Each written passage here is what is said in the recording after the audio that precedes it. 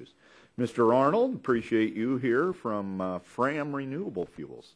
Glad to be here. Thank you very much for inviting me. Fram is a small company and formed in South Georgia. We make wood pellets.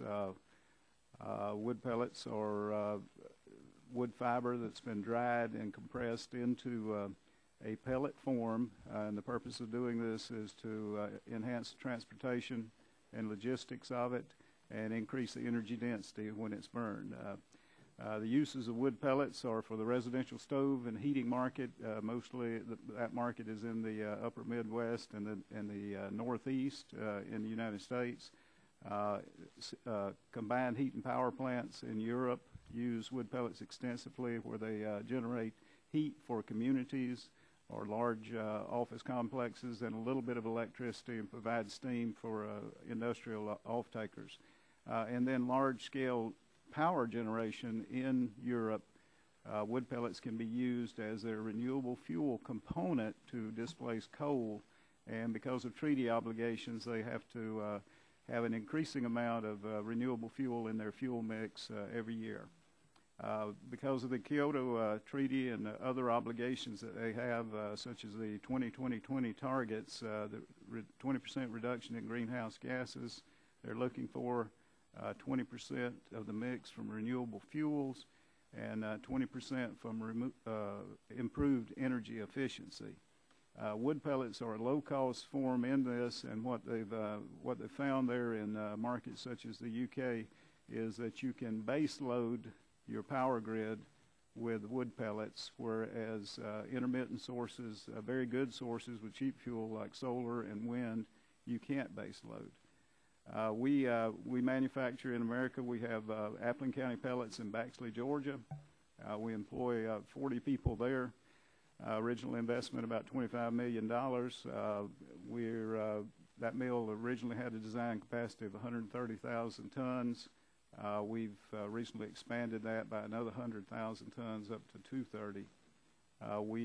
February of last year, we constructed a joint venture operation in Lumber City, Georgia, where we can produce another 125,000 tons, a $10 million investment, and created 14 or 15 jobs there.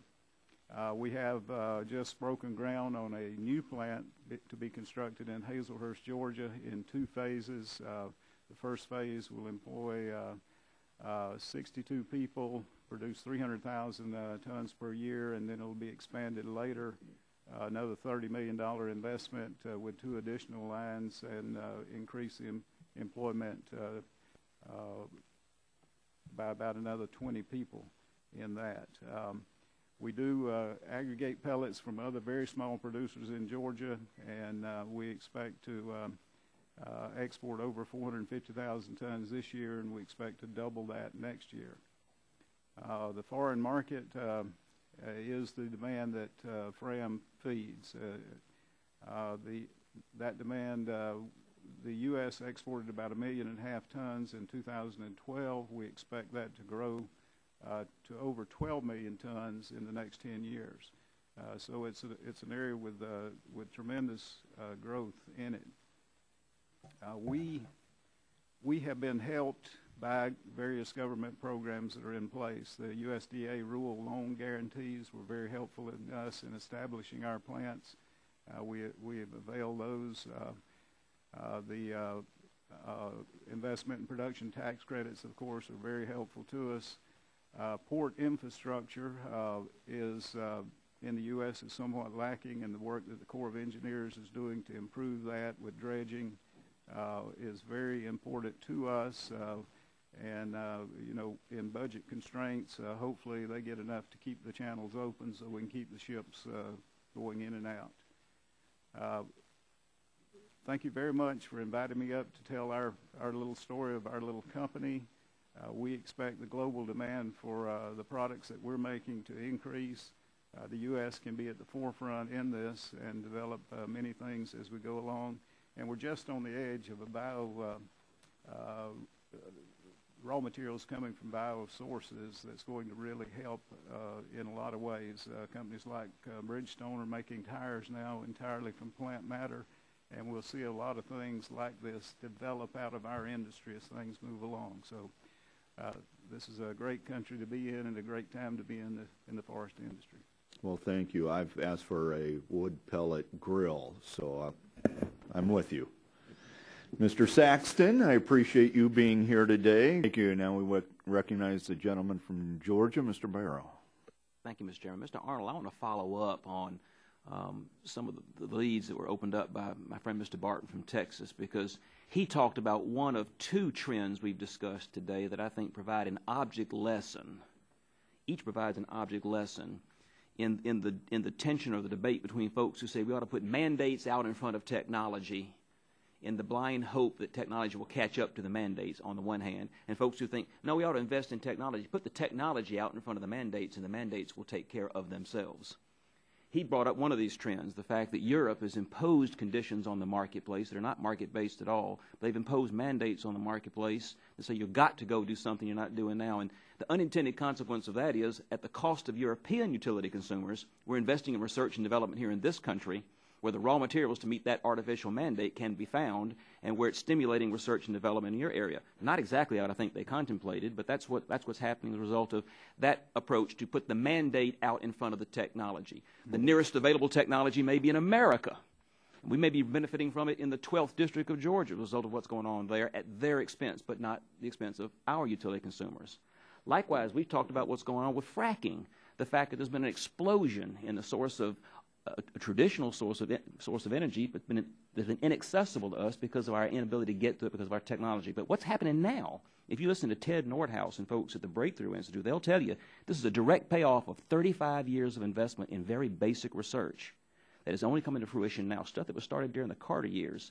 So this is what's happening in natural gas is the payoff of an investment in technology ahead of mandates. Without cap and trade, we've achieved tremendous reductions in CO2, and we've exploded the available natural gas to our consumers because we invested in technology, not mandates.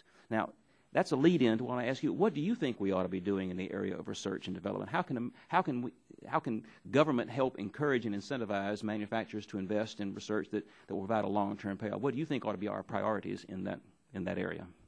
I think the priorities in that area should be a very broad base, putting as much research and development money in small amounts into as many different companies as you can to foster as many ideas out there, because out of there will come the one that will pay off in the beginning.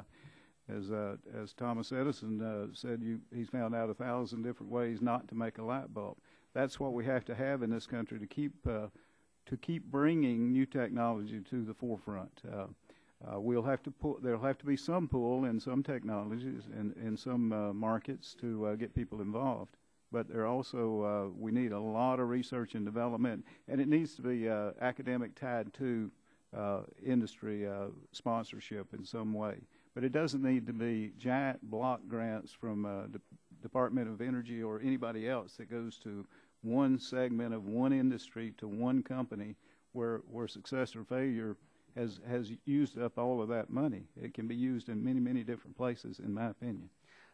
My friend Tom Fanning, the head of the Southern Company, is fond of describing sort of an S-curve in what you can get from research. There's a small amount that's spent at the most basic level of most basic pure research where you don't know where it's going to lead. Then there's a tremendous amount of money that's in the high part of the S-curve in which folks are researching how to develop a lead, something that's come out of basic research. And then there's the deployment phase where it levels off again, where you're just trying to deploy something that you've got ready to go in the marketplace.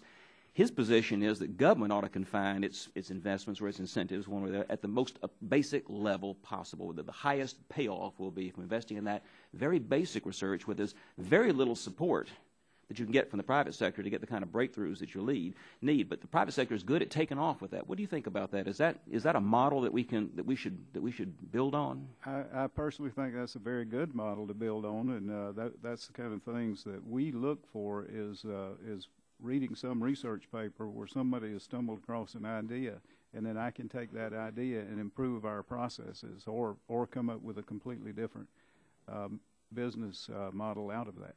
I think of the difference between investing in something like Dharma, where they're doing incredibly basic research on the one hand, and the payoffs you get from that, as opposed to investing in a development or deployment strategy for a big old outfit like Soylendra. I can't help but think that the biggest payoff is investing at the front end of that S-curve, where there's the least amount of outside money that's available through private sources to lead to the kind of development and breakthroughs that the private sector knows what to do with once they've got it. But it's very hard for them to provide that kind of support. That sort of seems to me to be sort of an object lesson. I would agree with that approach. Thank you, Mr. Arnold. No further questions.